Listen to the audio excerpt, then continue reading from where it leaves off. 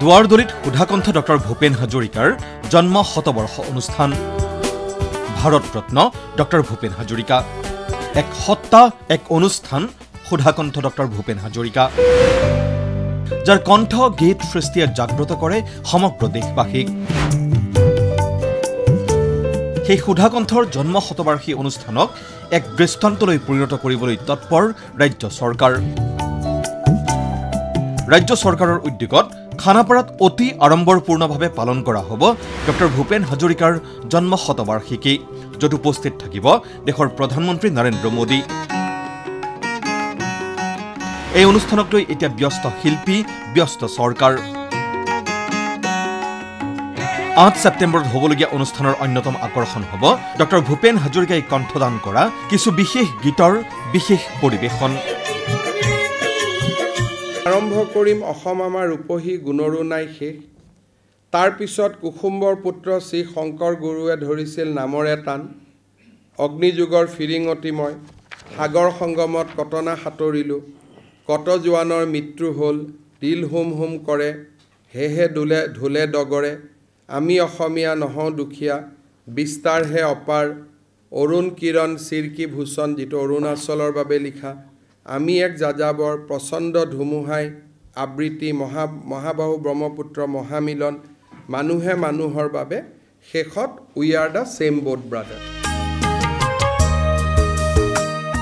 অসম আমাৰ ৰূপহী গীতেৰে আৰম্ভ হ'ব মূল অনুষ্ঠান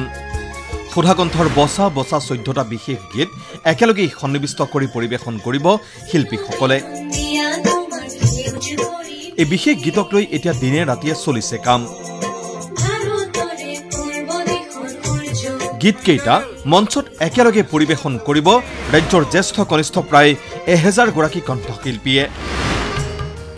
এই বচা বচা 14টা গীতৰ ৰেকৰ্ডিঙৰ কাম অতি ক্ষিপ্ৰতাৰে চলিছে কেইজনমান বিশেষ শিল্পীৰ নেতৃত্বত ষ্টুডিঅ' শব্দৰূপাত ৰূপম তালুকদাৰৰ নেতৃত্বত ইতিমধ্যে ৰেকৰ্ডিং হৈছে 14টা গীত য'ত কণ্ঠদান কৰিছে ৰূপম ভূঞা সদানন্দ গগৈ নাহিদ আফ্ৰিন প্ৰশান্ত ৰাজখোৱা সংগীতা কাকতি দিলীপ দাস লোহিত গগৈকে ধৰি প্ৰায় 55 জন আশাৰীৰ শিল্পীয়ে আৰু ৰেকৰ্ডিঙৰ কাম এতিয়া আমাৰ শেষ পৰ্যায় পাইছে আৰু মোৰ কাৰণে মানে এইটো ৰিচাৰ্চ ৱৰ্কৰ নিচিনা হৈছে কিয় গোটেই গানৰ স্কেল বেলেগ তাল বেলেগ টেম্পো বেলেগ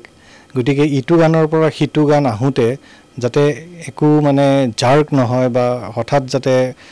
বেলেগ কিবা এটা আহি গ'ল এনেকুৱা যাতে নালাগে সেইটোৰ কাৰণে বহুত মানে এইটো ৰিচাৰ্চ কৰিব লগা হৈছে ৰেকৰ্ডিঙৰ অন্তত ৰাজ্যৰ বিভিন্ন প্ৰান্তৰ পৰা সুধাকণ্ঠৰ জন্ম শতবাৰ্ষিকী অনুষ্ঠানত ভাগ ল'বলৈ অহা 1000 শিল্পীয়ে একেলগে কৰিব অনুশীলন অসমীয়া হিন্দী আৰু বাংলা ভাষাত পৰিৱেশন কৰা হ'ব গীতসমূহ প্ৰধানমন্ত্ৰীৰ সন্মুখত 22 পৰা 25 মিনিট ধৰি পৰিৱেশন কৰা হ'ব সুধাকণ্ঠৰ অমৰ সৃষ্টি মই বিশেষভাৱে ভূপেন্দ্ৰৰ গীতখিনি বাছনি কমিটিৰ এজন সদস্য হিচাপে আমাৰ চিন্তাৰ যিখিনি পাৰোঁ সেইখিনি কৰি এলানি গীত বাছি উলিয়াইছোঁ মিলিজুলি আৰু সেই গীতখিনি যি সকল কণ্ঠশিল্পী ইতিমধ্যে প্ৰায় 50 জন কণ্ঠশিল্পীয়ে ৰেকৰ্ড কৰিছে বাণীবদ্ধ কৰিছে ৰূপমৰ ষ্টুডিঅ'ত আৰু ডাবিংখিনি চোৱাত যাতে কথা বতৰাত ক'তো ভুল নহয় ইত্যাদি ইত্যাদি ডাবিঙত মই বিশেষভাৱে মই জড়িত হৈছোঁ সুধাকণ্ঠ ডক্টৰ ভূপেন হাজৰিকাৰ জন্ম শতবাৰ্ষিকী অনুষ্ঠান সুচাৰুৰূপে পৰিচালনা কৰিবলৈ এখন 33জনীয়া কমিটি গঠন কৰি দিছে ৰাজ্য চৰকাৰে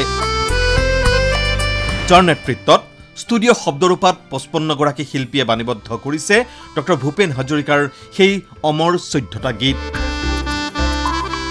উল্লেখযোগ্য যে 8 ছেপ্টেম্বৰৰ পৰা বছৰজোৰা কাৰ্যসূচীৰে উদযাপন কৰা হ'ব ডক্টৰ ভূপেন হাজৰিকাৰ জন্ম শতবাৰ্ষিকী বিভিন্ন স্থানত শিল্পীগৰাকীৰ স্মৃতিত অনুষ্ঠিত হ'ব ভিন্ন কাৰ্যসূচী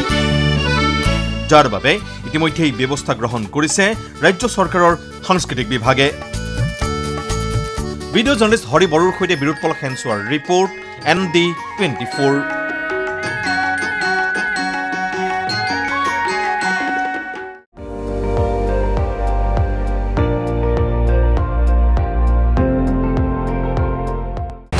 আপুনি চাই আছে ND24